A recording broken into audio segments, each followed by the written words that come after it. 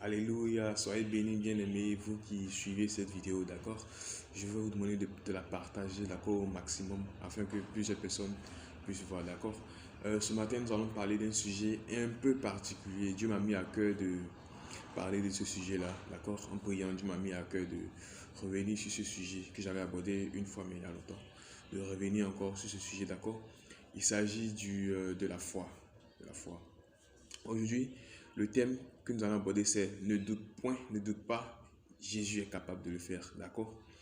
Il y a des personnes qui font des demandes à Dieu, qui demandent des choses à Dieu. Vous savez, Dieu est notre Père et nous avons le droit de tout lui demander, d'accord? Il y a des personnes qui ont eu à demander des choses à Dieu et jusqu'à présent, ces choses-là ne sont pas encore à leur accomplissement. Et il y a des personnes qui sont découragées. Bien aimé, ce matin, ne te décourage pas, ne te décourage pas. Ce matin, nous allons voir rapidement juste deux petits points qui vont nous aider.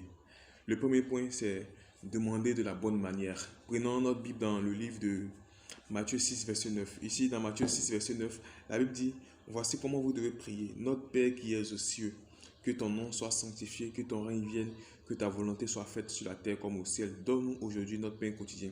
Vous voyez, ici, avant de demander le pain quotidien, la Bible dit ici, que ton règne vienne, notre Père qui est aux cieux, que ton nom soit sanctifié et tout ça. En fait, c'est une manière d'exalter Dieu. Vous savez, c'est comme notre Père à la maison. Tu ne peux pas venir demander quelque chose à ton Père comme ça. Papa, donne-moi ça. Ça sera un peu bizarre. Or, quand tu viens, tu commences à flatter ton Père. Papa, tu es le meilleur papa au monde. Papa, tu es grand. Papa, tu es le meilleur. Ça touche le cœur du Père. C'est comme ça avec notre Dieu. Avant de venir demander quelque chose à Dieu, au préalable, le mieux à faire, c'est d'adorer Dieu. Vous savez, Dieu réside dans la louange et dans l'adoration de son peuple. Seigneur, tu es grand. Oh Dieu, tu es grand, tu es merveilleux. Personne n'est comme toi. Tu es un Dieu magnifique, le Dieu redoutable, le Dieu unique en son genre.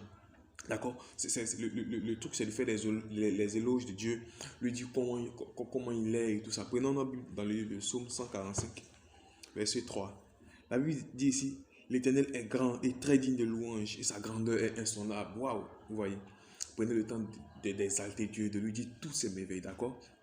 Là, c'est le premier point.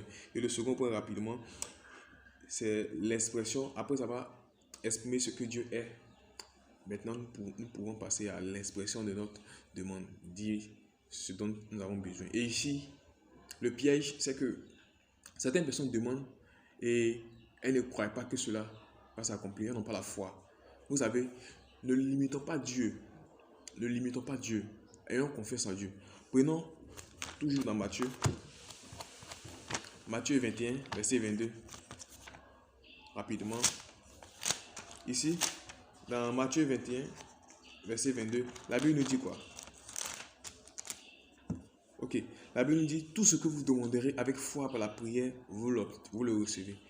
Le type, il convient de prier avec foi. Croire fermement que ce que je demande à Dieu, Dieu me l'accordera. De ne point douter dans son cœur. D'accord? La Bible pouvait le dire dans Luc 1, verset 37. Car rien n'est impossible à Dieu, bien-aimé.